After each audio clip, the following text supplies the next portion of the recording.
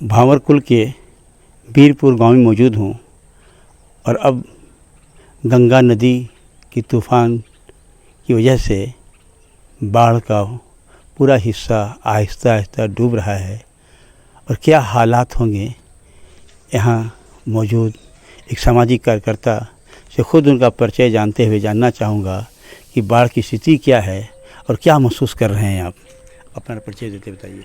सबसे पहले मैं आपके चैनल से जो आप ही गांव के सुदूर इलाकों में आप आए हुए हैं, इसके लिए मैं धन्यवाद देना चाहूँगा।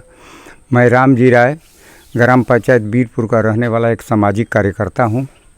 मैं सिर्फ ये कहना चाहूँगा कि जो बाढ़ की विभीषिका है, जो अपना तांडव मचा रही है, इसमें हमारे गांव के मल्लाह, जिसको कि हम उनके नाम के आगे चौधरी कहते हैं, ये अपने जान की बाजी लगाकर जो बाढ़ से पीड़ित लोग हैं उनकी रक्षा करने के लिए मजदूरी के साथ जब उस गांव में जाते हैं।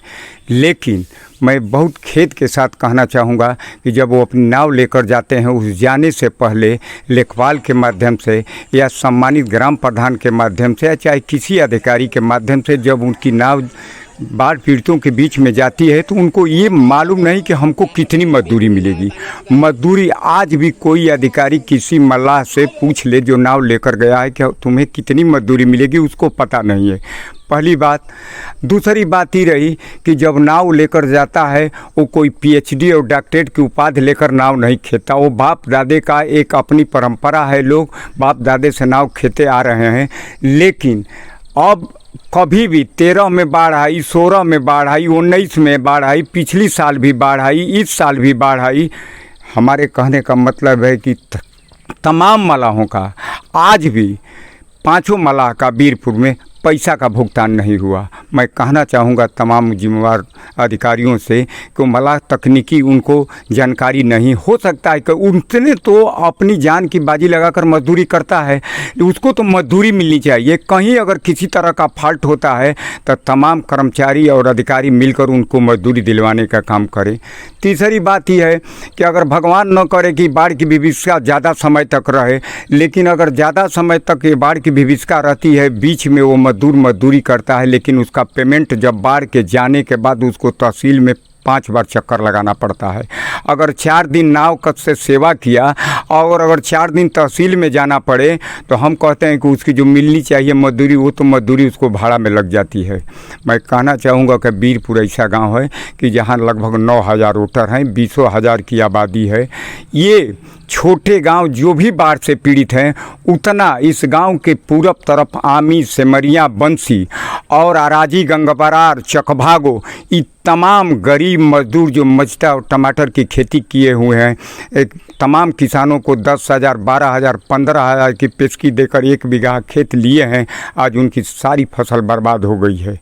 हम चाहेंगे अधिकारियों से, भले यहाँ के आदमी बाढ़ में न डूबे हुए हैं, उनकी ज़मीन उनकी मकान नहीं डूबी हुई है, लेकिन खेत सारे बर्बाद हो चुके हैं। जितना ही बर्बाद हो, आने वाले समय में उनका भी आकलन, अवलोकन और मूल्यांकन कर वो गरीबों को भुगतान कराने की कोशिश की जाए।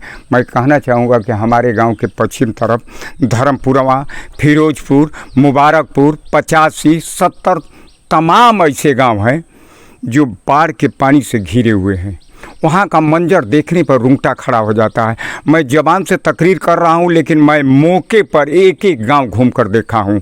आज विषैले सर्प निकलते हैं जो डस देते हैं और लोगों की इलाज से पहले उसकी मृत्यु हो जाती है। मैं तमाम अपने नई आई हुई माननीय डॉक्टर हर्षिता तिवारी जी, जो सब डिविजनल ऑफिसर हैं, मोहम्मदाबाद की एसडीएम है, बड़ी जनता की उम्मीद है, उनसे बड़ी उम्मीद है। मैं उस उम्मीदों के सापेक्ष ये कहना चाहूँगा कि आप अपने अधिकार से ऊपर उठकर मानवता के आधार पर, इंसानियत के आधार पर इस बाढ़ में पीड़ित तमाम लोगों को दर्द और पीड़ा एक इमरजेंसी केस बनाकर, आकस्मिक केस बनाकर जानने की कोशिश की जाए। हम लोग चाहे बाढ़ में भले न डूबे हों, रामचरितमानस में लिखा हुआ है कि जिसके पैर न फटे बेवाई उका जाने पीर पराई। मैं उन लोगों के दर्द को अपना दर्द बनाकर बयान कर रहा हूँ। भले हमारा घर नहीं डूबा है, लेकिन हम जब बाढ़ के दिनों में जाते हैं वो आदमी कपार पर बोझा लेकर जब खेत और खलिहानों से जाते हैं, तमाम बैल गाय भैंस लेकर सब सुरक्षित ज़मीनों पर पहुंच रहे हैं, मैं ये कहना चाहूँगा ये दैवी आपदा है।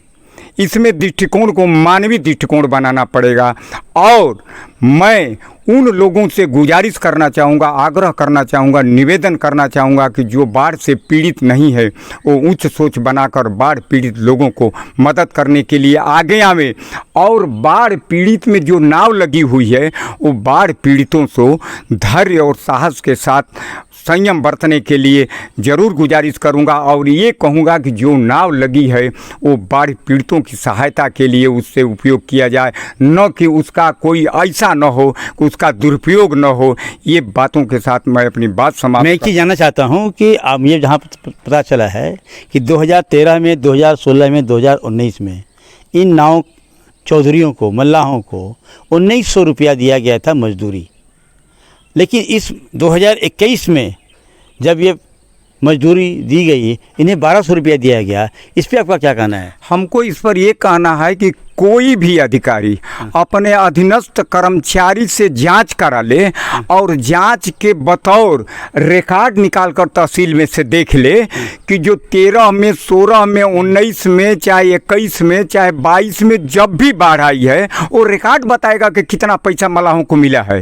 वो सच बयान कर रहे हैं। उनको आज भी मेरे खेत के साथ मैं कहना चाहूँगा, आज भी उनको पता है, नाव लेकर धर्मपुरवा चाहे बाढ़ इलाकों में गए हैं, लेकिन उनको आज भी पता नहीं है कि आने वाले दिन में हमें कितनी मजदूरी मिलेगी। ये सत्य है कि बराबर मजदूरी मिली नहीं है। आज भी सारी बातों का लब्बे लबाब हमारा ये कहना है कि आज की तारीख में जो नाव लेकर गए हैं, किसी अधिकारी से जांच करा लिया जाए, कर्मचारी से जांच करा लिया जाए। उनको आज भी पता नहीं है, नाव खे रहे हैं, जान की बाजी लगा रहे हैं, लेकिन उनको आज भी पता नहीं है। हम कहते हैं पेट्रोल किनने जाते हैं तो उसका रेट फिक्स है, डीजल का फिक्स है, गैस सिलेंडर का फिक्स है, ट्रेन का भाड़ा फिक्स है। मैं खून और पसीना एक करते हैं मजदूर, और उसकी मजदूरी आज भी पता नहीं कि मजदूरी कितनी मिली चाहिए। हम कहते हैं कि एक कहावत है कि मजदूर का पसीना सूखने से पहले उसकी मजदूरी मिल जानी चाहिए। मजदूर का पसीना सूखने से पहले नहीं, उसका पसीना एकदम बर्फ़ की तरह हो जाता है तब भी उसकी मजदूरी नहीं मिलती है और तहसील में चक्कर लगाना पड़ता है। वो अनपढ़ लोग, गंवार लोग, वो बाप दादा का एक पेशा है, आज भी अपना रहे। मैं कहना चाहूँगा फख्र से तमाम अधिकारियों को, एक दिन ऐसा आएगा कि जब उसका लड़का कलेक्टर, एसडीएम और पुलिस होगा, नाव खेने के लिए एक एक आदमी को खोजना पड़ेगा। नाव उसकी कोई वारंट नहीं है, कोई उसका ही नहीं है कि तुम नाव खेवो। उस समय परिस्थिति करा रही है कि वो नाव खे रहा है। आज भी वीरपुर गांव में तमाम मला बिरादरी में ऐसे लोग हैं जो संपन्न है, आज उसका लड़का नाव खेने के लिए तैयार नहीं है। इस बात को भी गंभीरता से लेना पड़ेगा और निकट भविष्य में ऐसी स्थिति पैदा हो सकती है। धन्यवाद।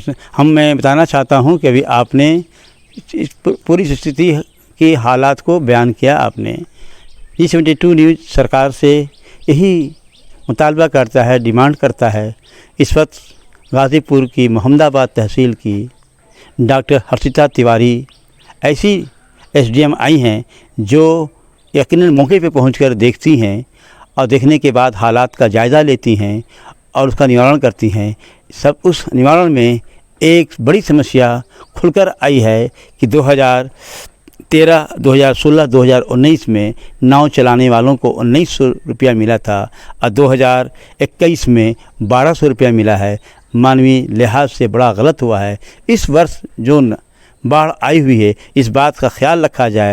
यह भी बताया जाए कि नाव चलाने वाले को नियुक्ति हुई है कि नहीं हुई है। पता नहीं चलता है नाव चलाने वाले को कि हमारी ड्यूटी लगी है और कितने दिन से काम कर रहा हूँ, कोई इसका रिकॉर्ड उसके पास मौजूद नहीं रहता है। इसके कारण हमेशा उसे भोगना पड़ता है। G72 न्यूज़ के लिए खान अहमद जावेद।